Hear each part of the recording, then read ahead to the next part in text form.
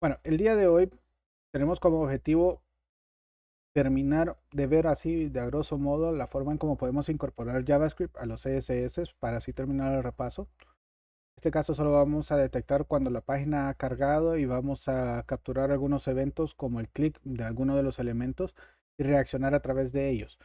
Nada complicado, ya después vamos a empezar a ver más uso de JavaScript más interesante, más completo. Inclusive vamos a utilizar JavaScript para poder generar HTML a nivel de cliente según las respuestas de algunos elementos. Y después vamos a empezar con la parte ya de diseño responsivo, de responsive design. Y vamos a empezar primero identificando a qué se refiere responsive design y cómo se trabaja los diferentes dispositivos a los que vamos a diseñar. Si tienen la posibilidad de tener en sus manos alguna hoja en blanco, también les voy a enseñar una forma simple y sencilla de hacer un brainstorming para hacer diseños eh, en papel, interesantemente, y después trasladar esos diseños a la parte de HTML y CSS. Primero lo vamos a hacer con las uñas, o sea, propio internamente todo nuestro. Y después vamos a ver de que la mayoría de los conceptos que les voy a mostrar están implementados en las grandes librerías de CSS que ya están como Bootstrap o como Tailwind o otras herramientas que están ahí disponibles en la web. Entonces, para ello vamos a compartir pantalla. Permítanme un segundo.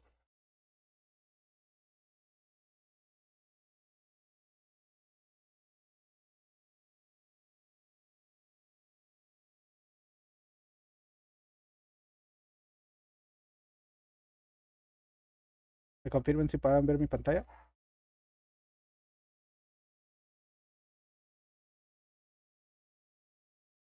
Ok, Sí, ingeniero. perfecto, muchísimas gracias. Ok, entonces este es el archivo HTML que hemos estado trabajando. Ahora vamos a incorporar JavaScript. Igual, JavaScript yo puedo incorporarlo directamente dentro del HTML, no se recomienda, y lo podemos extraer desde un archivo. Nosotros lo vamos a empezar a trabajar desde un archivo. Los archivos JavaScript, recuerden, tienen una extensión .js. Entonces vamos a ponerle firstscript.js. JavaScript es un lenguaje que fue desarrollado inicialmente para hacer algunas modificaciones al browser. Me acuerdo que cuando empezábamos el boom en Netscape era hacer de que se hiciera una colita del mouse cuando se movía, se replicaba la cola. O que un botón se alejara del mouse cuando éste se acercara a algún lugar. Eran cosas que ahora viéndolos para atrás eran bobaditas, pero antes se manejaban y era algo bonito. Ok, nuestro script, en este caso, vamos a aumentar el tamaño aquí para que mejor.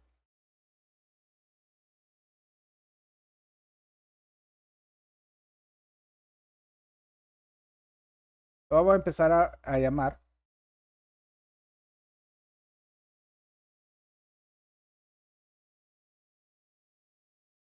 Ok, y así como incorporamos el link, también podemos incorporar una etiqueta llamada script.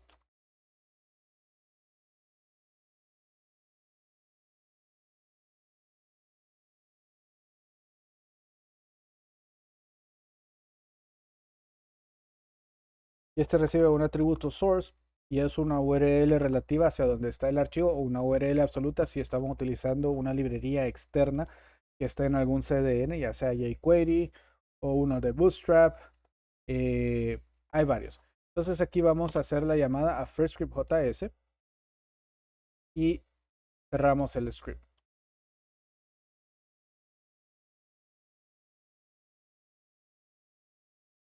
Ok, con esto estamos cargando el script como tal.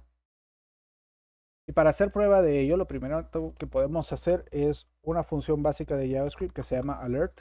Esto hace de que el navegador levante un cuadro de diálogo o un mensaje podemos poner aquí, se cargó el script.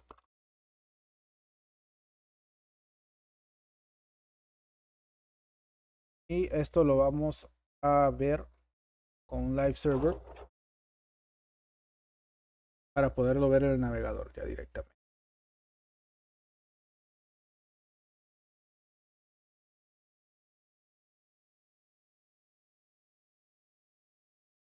Ok, y metí el script. Vamos a cargarlo otra vez para que se vea. Entonces ahí está, se cargó el script y eso es lo que ejecuta ya JavaScript. Vamos a ubicar entonces ahora. No quiero abrir eso.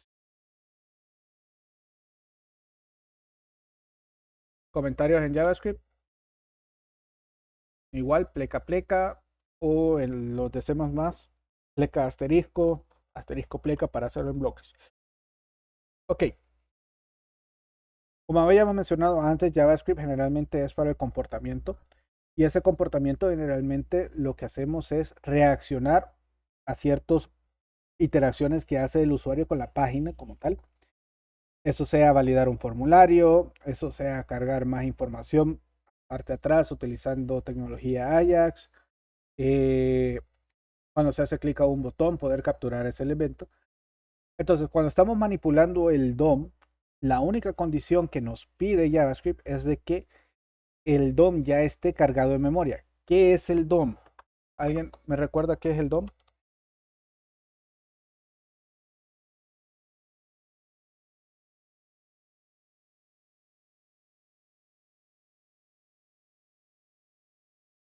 El DOM es el Document Object Model, es la representación en memoria, es la interfase que nos brinda los browsers para poder manipular todo lo que se está visualizando en pantalla. ¿Queda claro esa parte que es el DOM?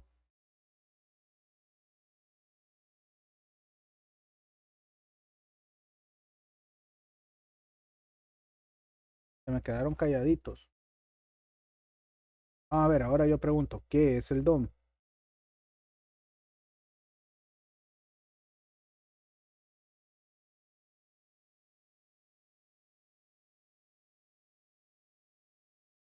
Bueno, lo haremos de forma dedocrática ahora. Vamos a ver la lista, random. Hey, no se me salgan. Ver de la lista. Ah, le cayó. Sofía Varela, ¿qué es el DOM?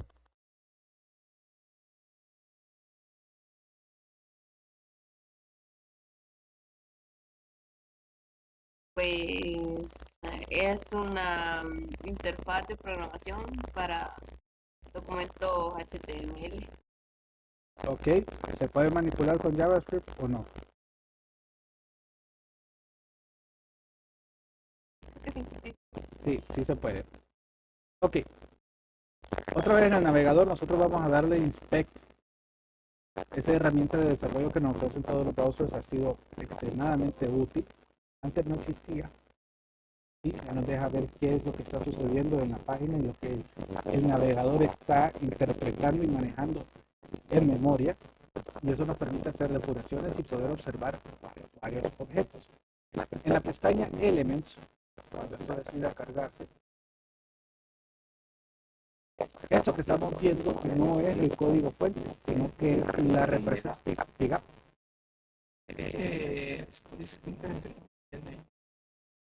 Permítame.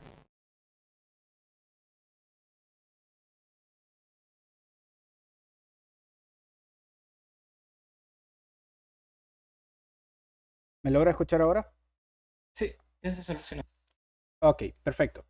Entonces, como le mencionaba, el inspeccionar elemento es una herramienta que nos permite poder visualizar bien lo que está sucediendo o lo que el navegador está manejando internamente. Cuando nosotros hacemos clic en inspeccionar elementos, nos abre una pestaña llamada Elements. Este Elements en sí no es el código fuente, sino que simplemente es la representación de lo que el navegador entendió como código fuente, procesó y lo generó en un árbol de objetos que se le conoce como el DOM. Entonces el árbol va por cada uno de los nodos. Doctype es un nodo, yo lo puedo manipular. HTML es un nodo, también lo puedo manipular. El script también es un nodo y también lo puedo manipular. Aunque este script aquí que me está haciendo es una extensión de mi browser que me lo está adjuntando, todas las páginas me lo adjunta. Esto no es nuestro. Ahora, este head de aquí sí es nuestro y ahí están todos los elementos que van cargando. ¿Ok? No sé, ya me está haciendo varias cosas ahí raras. Pero aquí está el nuestro, el estilo y el first script JS. ¿Ok? Entonces, todo lo que está aquí abajo, todo este DOM, se construye de forma secuencial. O sea, el navegador empieza a leer el archivo HTML y empieza de arriba y empieza a leer de arriba hacia abajo y va procesando cada nodo, cada línea de texto que va encontrando, la va procesando para poder hacer la representación de memoria de eso, y esa representación de memoria es lo que renderiza en pantalla, eso es lo que transforma en lo que nosotros vemos. Todos estos nodos nosotros los podemos manipular con JavaScript, solo tenemos que saber cómo extraerlo. Ahora, si yo quiero capturar el evento y asignarle una función para que se dispare al hacer clic a cualquiera de estos nodos, ya debe de existir ese nodo en la memoria. Entonces aquí viene un elemento que normalmente nos confundimos los que desarrollamos, y es que al dejar este script aquí, se va a cargar este script y se va a ejecutar. Sin embargo, si yo quiero asignarle a un elemento, por ejemplo, le quiero dar a este class hamburger, le quiero dar un clic, ¿ok? Como se ejecutó primero, todavía, y como se va procesando de forma secuencial, todavía no se ha cargado en el DOM este nodo y me va a tirar un error. Eso lo podemos observar. ¿Cómo lo observo? Primera forma en cómo capturar un elemento. En este caso vamos a capturar un elemento que tenga un ID. ¿Okay? Tenemos el ID identificador. Este es el primer ID que está aquí. Entonces queremos capturar este nodo header. ¿Cómo lo hacemos? JavaScript y el navegador nos ofrece un objeto llamado document. Esa es la representación del DOM completo con varios elementos. Y uno de sus métodos se llama getElement, tener un elemento by ID. Copiamos el identificador y lo podemos asignar esto a una variable. En la sintaxis más básica, en la que todo navegador funciona, declaramos las variables con var.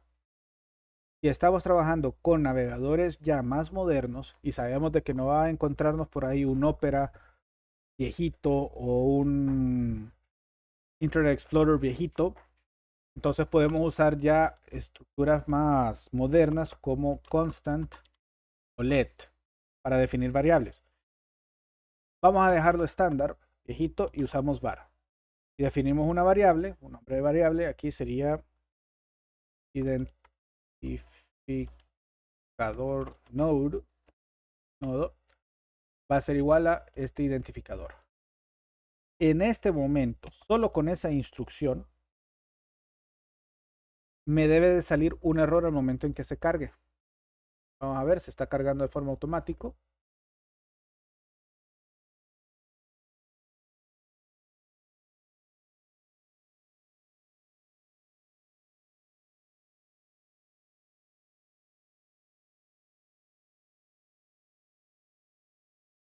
Ya lo cargó. Yo veo el inspector de elementos y me voy a la parte de los errores. En la consola lo puedo ver.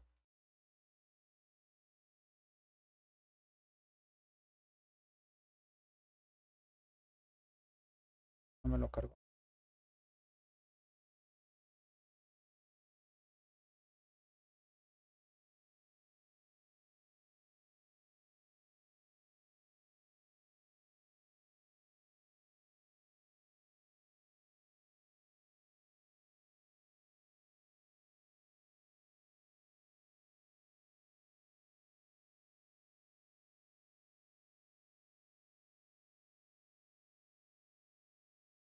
Vamos a ver. Element by ID.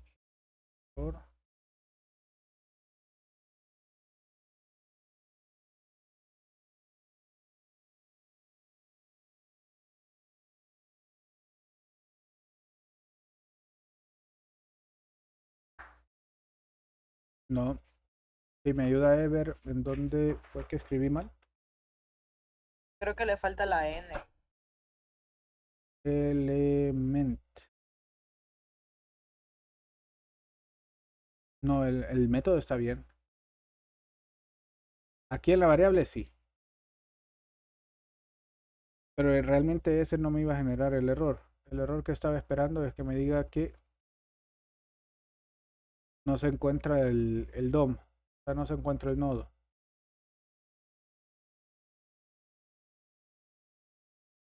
Me está tirando de que no puede encontrar páginas.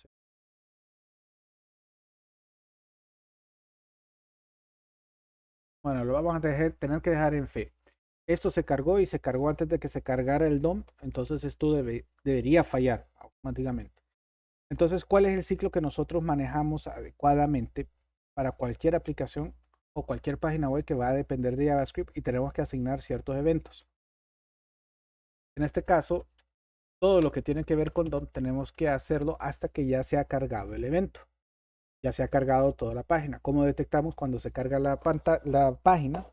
Es que al document como tal podemos asignarle un add event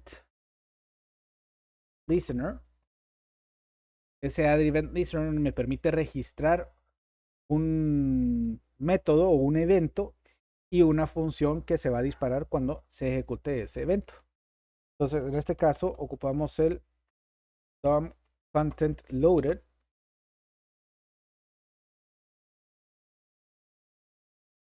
Que ese DOM content loaded es cuando ya toda la aplicación se ha cargado, toda la página con su CSS y las imágenes ya se ha cargado. Y este function event es lo que se va a disparar y aquí es donde yo puedo venir y agarrar todas estas variables y ejecutarlas, porque así me aseguro de que esas variables ya están, o estos elementos ya están cargados, y así ya puedo yo, más tengo aquí un serio problema de ortografía, qué barbaridad, identity.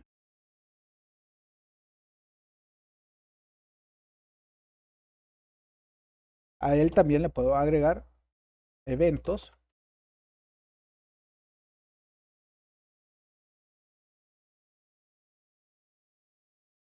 En este caso voy a usar click. Voy a definir un evento.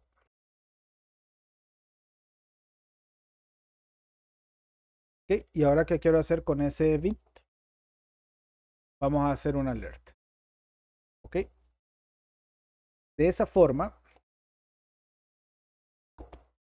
esperamos que cargue.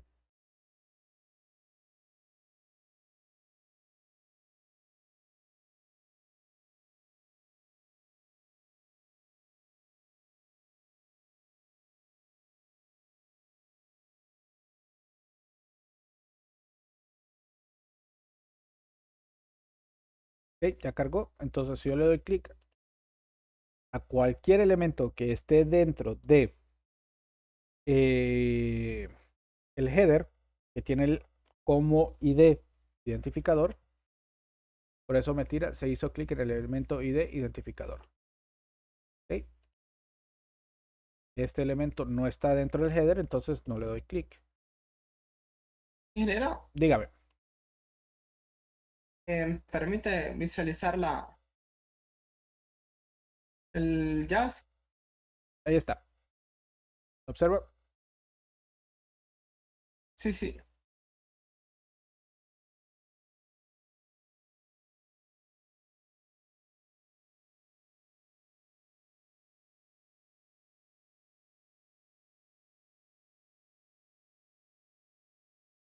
Ok, entonces para resumir la parte de JavaScript, entonces me permite asociar eventos, modificar datos. Por ejemplo, aquí también, una vez que le haga clic, por ejemplo, yo puedo decirle a este título, que es el H1. Entonces, perfectamente de identificador node, que es un elemento HTML, también tiene eventos como get elements by tag name, que es el que vamos a utilizar, sea, cuando se le da clic. Entonces yo voy a decirle constant, vamos var h1 node va a ser igual a, le decimos a identificador punto get elements tag name, se llama. Ok, este me va a devolver una colección. En este caso no me devuelve uno solo, sino que me devuelve una colección. Pero como dentro de este nodo sé que solo hay un h1, por eso el arreglo saco el 0. Y esto me lo va a asignar a h1 node. Y lo que voy a hacer es al h1 node voy a utilizar el método inner html que me permite manipular el texto interno. Va a ser igual a, vamos a concatenar título, abro paréntesis, de sumo, vamos a ponerle new date, sería to timestring, vamos a ponerlo. Este método de imágenes y cerramos con el paréntesis. Título. Vamos a comentar ese alert para que no me aparezca. Refrescamos. Y esperamos se cargue.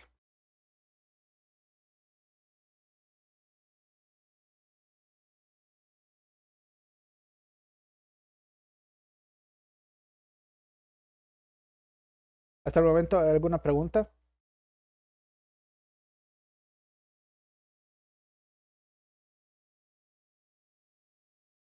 Ya se cargó. Si se fijan, aquí está título. Mal escrito, por cierto. Le damos clic. Se fija, ahora me dice a las 19:36 en GMT-6.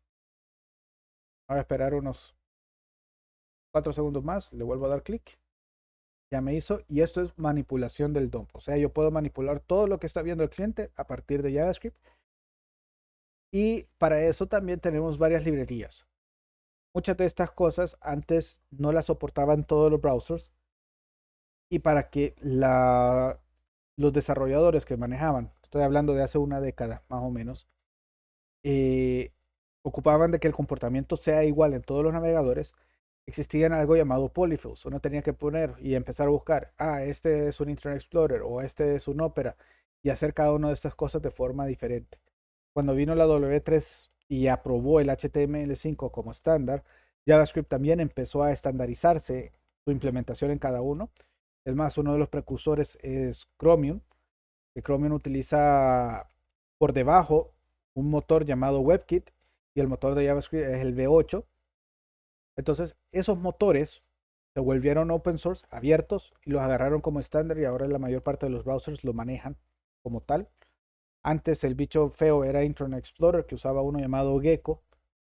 Firefox todavía maneja su propio motor, no me acuerdo cómo se llama, pero de ahí los demás, Safari, Microsoft Edge, Google Chrome, Brave Browser, entre otros que han salido al mercado, utiliza WebKit como motor de renderizado de DOM y el V8 de JavaScript. Entonces todo esto funciona igualito. Cuando no funcionaba así, aparecieron varios utilitarios, varias herramientas. Uno llamado Prototype, muy bueno, ya descontinuó de su desarrollo.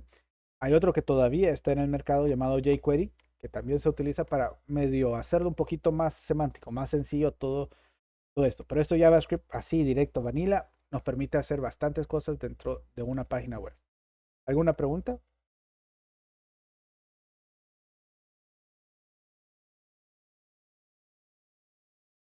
Con esto cerramos el repaso. Vamos a ver qué me dicen en el chat, que me escribieron. Código de la línea 9 y 10. Pero me imagino que es la 8 y 9. Ok. Para entender este código, vamos a poner a la par el del HTML también. Déjenme.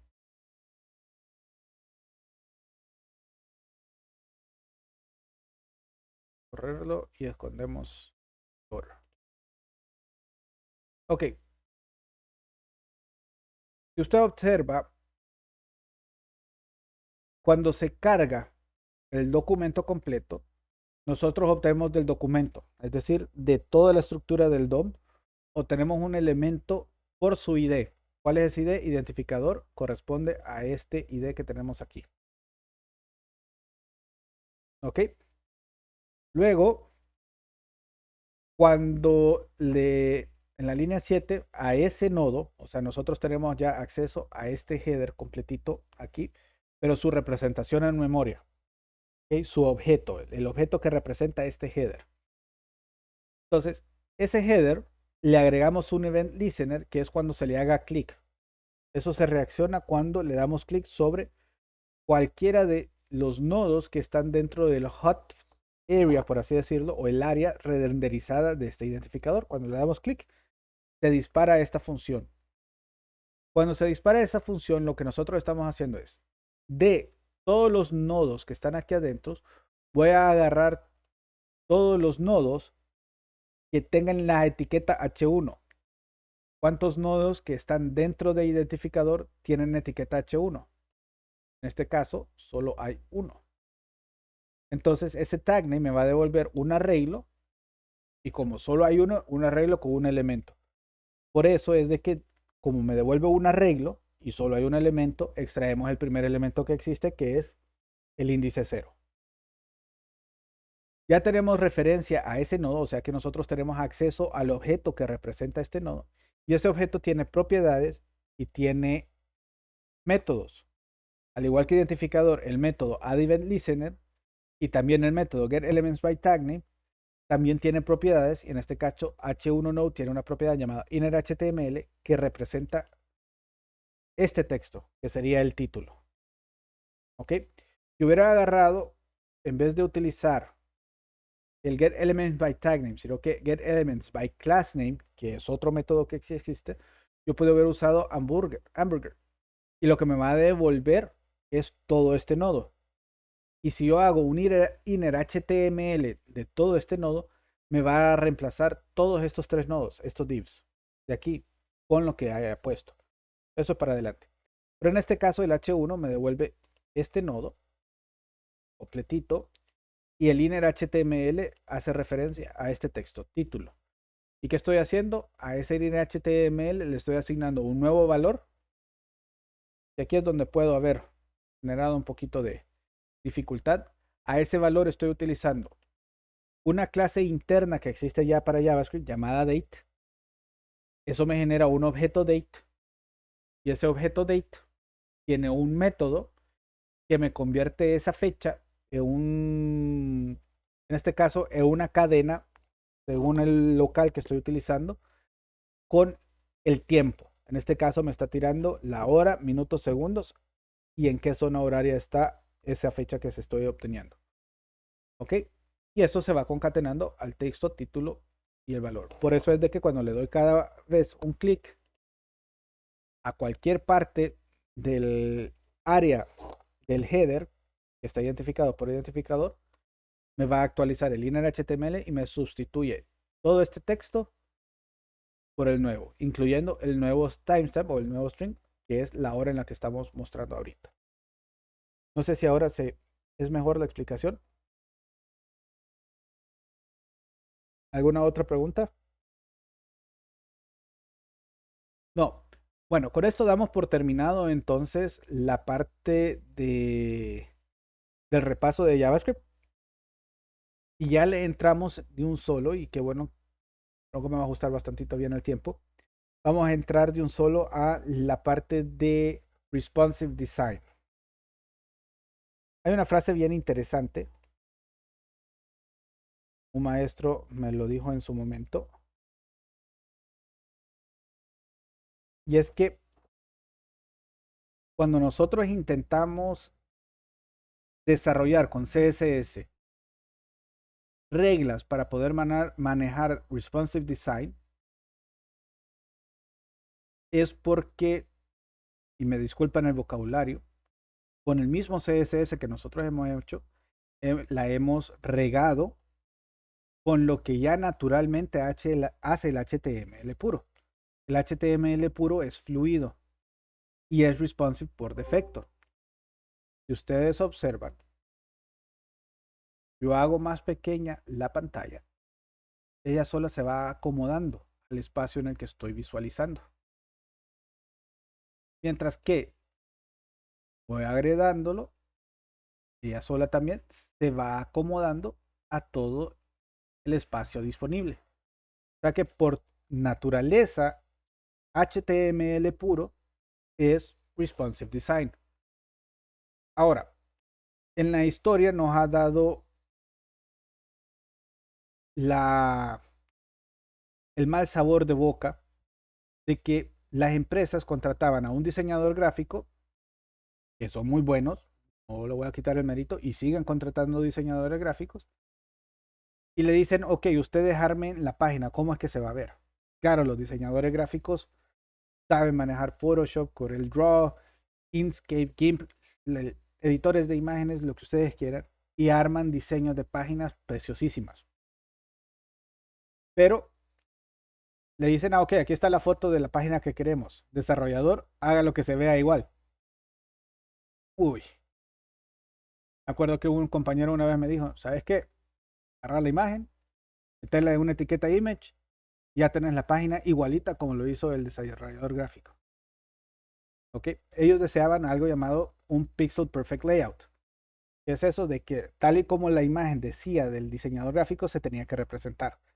Pero sabemos de que eso, ya con la experiencia, es una labor ardua, casi imposible de realizar, y al final, al día de mañana, va a cambiar totalmente. Porque los diseños de las páginas tienen que ser vivos, o sea, tienen que irse modernizando y ir actualizándose, porque si no, se queda en el olvido. ¿Okay? Entonces, a partir de ya unos 3 o 5 años, ha agarrado fuerza una área del desarrollo web que se llama UX Designers Engineering y UI Designers Engineering. ¿Qué son estos? Estos son puestos específicos que ayudan a desarrollar experiencia de usuarios, no tanto el layout de la página, sino que por experiencia de usuario nos referimos a personas que se encargan de diseñar que la página cumpla el objetivo específico para el cual fue hecho. Es decir, si estamos hablando de un sitio informativo, el objetivo es de que la persona empiece a leer y termine de leer toda la información que se le está brindando. O que si tengo un video, se preste a ver la totalidad del video. Si es una comercial, pues el objetivo final y la experiencia que se debe de hacer es lograr que le dé el botoncito de comprar. Porque eso es lo que me va a generar el revenue. Si es una página cuyo fin es capturar información, ya sea una encuesta, ya sea capturar correos, que se me suscriban, porque en base a eso se hace mi negocio. Entonces mi objetivo de la página es eso, específicamente diseñarlo para que la persona que entre a la página lo tenga fácil y siga una secuencia específica bien diseñada para darle la información que uno quiere sin negarse. ¿Okay? Entonces, todos esos objetivos los mapea, los trabaja un UX designer. Y hoy en día, antes uno decía, no, es que solo la de escritorio y después vemos la parte móvil. Y no, era primero móvil, bueno, primero la de escritorio y después vamos a quitar tu contenido para hacerlo móvil. O, lo que se dio en el 2008, 2009, ustedes todavía estaban chiquititos. Cuando Steve Jobs le dijo al mundo, ¿sabe qué? El iPhone no va a correr Flash Player en ninguna de sus versiones. Ahí revolucionó el mercado y con la introducción de dispositivos así que pudiesen renderizar perfectamente una página, surge el iPhone. Todas las demás empresas empiezan a sacar sus smartphones con sus pantallas para poder navegar. Todo el mundo tenía que hacer su versión móvil del sitio y creaban una página alterna para eso. Luego se convirtió difícil, muy difícil, mantener actualizado, porque después salió el BlackBerry, con su pantallita chiquita cuadrada. Después salió el Android, el Moto con su pantallita alargada, el Titan, un montón de cosas. Entonces había que hacer un diseño y elaborar un sitio web por cada uno de los tamaños de esos dispositivos. Y después viene de don Steve Jobs y dice, ¿saben qué? Les presento la tableta, el iPad. Y vuelve a cambiar todo. Y tenemos que tener modelos. Teníamos que tener una página para móviles, para los distintos sabores, y ahora una página para para el iPad en aquel entonces. Y un año después sale el Samsung Galaxy y el Fire Kindle de Amazon y otros tamaños de pantalla. Y empezamos. Llegó un punto, me acuerdo en el 2010, que la mayoría que trabajábamos en desarrollo web dijimos, ¿sabe qué? Contrátenos un equipo de 20 y le mantenemos las 20 versiones de la misma página sin problema. ¿Ok? O empezamos a buscar formas en cómo, como dice el Señor de los Anillos, un anillo para gobernarlo todo, una página para gobernar todos los diseños de los dispositivos. ¿Ok? Y empieza a surgir tendencias. Y la salida de CSS en ese momento era la versión 2, en donde ya nos incorporaba algo llamado Media Queries y los navegadores empezaron a adoptar esquemas y agregaron una forma de poner un lente enfrente de lo que se estaba renderizando y que se podía identificar propiedades de lo que está renderizándose con CSS, nos vino a resolver el problema. En este caso, la pantalla, lo que nosotros estamos viendo, estos elementos, vamos a ver si yo puedo hacer cuadraditos. ¿Sí? Está. Esto que yo estoy viendo aquí, lo que estoy enmarcando en un cuadrado verde, ¿se logra ver?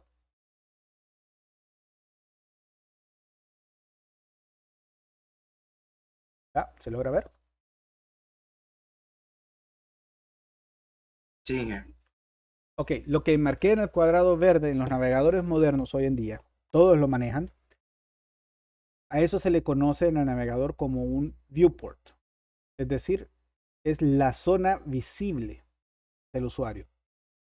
Antes de que incorporaran ese elemento del viewport, las páginas se renderizaban y la forma de poder identificar es con un objeto page y dentro del document el alto y el ancho. Y uno tenía que calcular después con APIs internas de qué tamaño era la ventana del navegador y empezar a hacer cálculos matemáticos para poder identificar dónde está, en qué posición del scroll, para poder encontrar el cuadrado que se estaba visualizando. En este caso, el viewport de un solo me dice, este es el lente. Por atrás, la página está totalmente renderizada, es como una filmina de película. ¿Ok? Es todo un trail. En otras palabras, todo lo que estamos viendo aquí es una porción de la página que está visible a través de este lente conocido como viewport. Y todo lo demás está renderizado pero oculto porque no está visible, pero sí está renderizado. Antes no. Antes lo que yo visualizaba era lo que se renderizaba en ese momento. Generaba una cosa bien fea llamada flicker, que las páginas empiezan a temblar porque el CPU reventaba por estar renderizando cada movimiento. Entonces, con este esquema de viewports nos permiten acceder a mejores elementos fabulosos.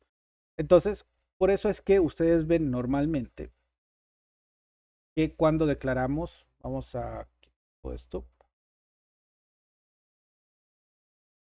que cuando declaramos los encabezados del HTML, aquí no lo tenemos, pero hay un meta específico que me permite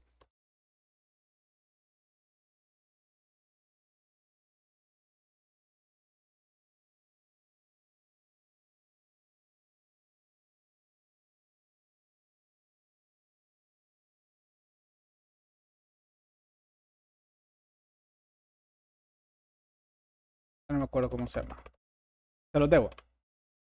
Pero hay un método que me permite decirle el viewport cómo lo voy a usar a escala 1 a 1 y eso va a ser definido a través de el ancho de la página. Eso normalmente se agrega en todos ahora porque cuando salió el iPhone Resulta de que como las páginas nunca fueron diseñadas para un teléfono como tal, él usaba un viewport para reducir el tamaño de la página. Por eso es que antes las páginas que no estaban preparadas para dispositivos móviles se miraban chiquititas, chiquititas, chiquititas dentro del iPhone y uno tenía que hacerle zoom para empezar a leer y después con los 2 dedos moverse de un lado a otro para empezar a leer lo que estaba. Hoy en día ya no. Hoy en día con el Meta le decimos utiliza el viewport tal y como está del dispositivo y la página se va a adecuar a ese viewport, que eso es muy importante establecerlo. ¿Ok? ¿Por qué? Porque hoy en día normalmente cuando diseñamos para responsive design usamos diferentes tamaños de pantallas, diferentes thresholds. ¿Qué quiere decir? Que nosotros vamos a diseñar para dispositivos móviles tanto de forma vertical como de forma horizontal. Déjenme ver.